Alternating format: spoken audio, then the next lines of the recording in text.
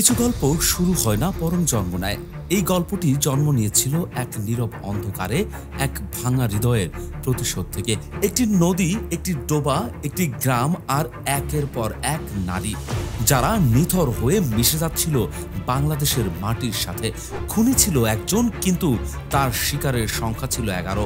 সে ছিল রশিদ খাঁ, যাকে বাংলাদেশ চেনে রসু খাঁ নামে। আর তার গল্প শুরু হয়েছিল ঠিক এমন একটি রাতে। সে ছিল এক সাধারণ ক্ষেত মজুরের ছেলে। অভাবের সংসারে বাবা মারা যাওয়ার পর জীবনটা পাল্টে যায়। গ্রামের চৌকাঠ পেরিয়ে সে ছুটে যায় টঙ্গী শহরে, যেখানে স্বপ্ন ছিল এক নতুন জীবনের, কিন্তু সেই স্বপ্ন ছিল কাচের মতো ভঙ্গুর। তার জীবনের প্রথম প্রতারণা। বাসর ঘরে সে আবিষ্কার করে তার স্ত্রীর একটি চোখ নষ্ট। ঘটক তাকে মিথ্যে বলেছিল। যে ভালোবাসা সে খুঁজেছিল প্রথম দিনেই তা বিষিয়ে গেল। কিন্তু এটি ছিল কেবল সূচনা, আসল আঘাতটি বাকি ছিল। দ্বিতীয়বার সে প্রতারিত হলো ভালোবাসার কাছে। এক গার্মেন্টস কর্মী প্রেমিকার প্রচারণায় মার খেয়েছিল সে। সেদিন তার শরীরে নয়, তার আত্মায় আঘাত লেগেছিল। সেই আঘাতে ক্ষত বিক্ষত হয়ে সে সিদ্ধান্ত নেয়, ঘৃণা আর প্রতিশোধ দিয়ে সে এক নতুন জীবন লিখবে। 101 জন নারীকে ধর্ষণ করে হত্যা করবে। আর সেই প্রতিজ্ঞা তাকে পরিণত করেছিল এক দানবে। রসু খাঁ তার শিকার বেছে নেওয়ার ক্ষেত্রে ছিল ভয়ঙ্কর রকমের হিসেবি। সে জানত নিম্নবিত্তের গার্মেন্টস কর্মীদের হারিয়ে গেলে কেউ সহজে তাদের খোঁজ করে না।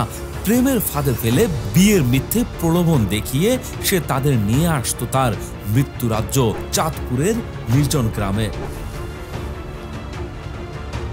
তার খুনের পদ্ধতি ছিল এরকম: ধর্ষণ এবং তারপর শ্বাসরোধ করে হত্যা। অনেক সময় সে তাদের হাত পা বেঁধে জীবিত অবস্থাতেই পানিতে ডুবিয়ে রাখত, যতক্ষণ না পর্যন্ত তাদের জীবনের শেষ নিঃশ্বাসটুকু ফুরিয়ে যায়। 48 বছর এখানে বসবাস করি, আমি তো অবশ্যই খুনির মতো ছিলাম। তার নৃশংসতা এরশাদ শিকদারের রাজনৈতিক প্রতিহিংসাকেও হার মানিয়েছিল।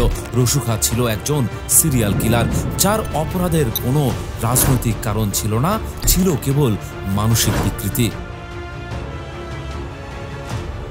একটার পর একটা খুন করে যাচ্ছিল রসু খাঁ, আর অসংখ্য লাশ ভেসে উঠছিল নদী ও খাল থেকে। পুলিশ হচ্ছিল দিশেহারা। রসু খাঁ ছিল এক ছায়ামূর্তি, ধরাছোঁয়ার বাইরে। তার শেষ শিকার ছিল 3 সন্তানের জননী পারভিন আক্তার। এই খুনটি তার জীবনের শেষ অপরাধ হয়ে দাঁড়ালো। রসু হয়তো ভেবেছিল সে এবারও পার পেয়ে যাবে, কিন্তু নিয়তি তার জন্য অন্য কিছু লিখে রেখেছিল। একটি সামান্য ফ্যান চুরির ঘটনা তাকে এনে দিল ভাগ্যের সামনে। তার ফেলে দেওয়া সিম কার্ডটি একটি যুবক ব্যবহার করতে শুরু করে।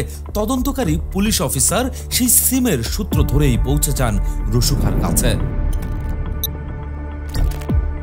পারভিন হত্যার জন্য জিজ্ঞাসাবাদ করা হলে সে একের পর এক খুনের বর্ণনা দেয়। পুলিশ হতবাক হয়ে যান। রসু খাঁ নিজেই স্বীকার করেন 11টি খুনের কথা। যে 101 জন নারীকে হত্যার প্রতিজ্ঞা করেছিল, সে 11 জনকে খুন করার পরেই ধরা পড়ে যায়। তার জীবন দেখিয়ে দিল অপরাধের পরিণতি থেকে কেউ পালাতে পারে না। রসু খাঁর বিরুদ্ধে একাধিক মামলা হয়। দীর্ঘ বিচার প্রক্রিয়ার পর একটি মামলায় তার ফাঁসির রায় হয়। একজন সিরিয়াল কিলারের জীবন এভাবেই শেষ হয়, তবে থেকে যায় তার জীবনের এই ভয়ঙ্কর গল্প। রসু খাঁ হয়তো আর নেই, কিন্তু তার অপরাধের ছায়া আজও বাংলাদেশের ইতিহাসের এক কালো অধ্যায় হয়ে আছে।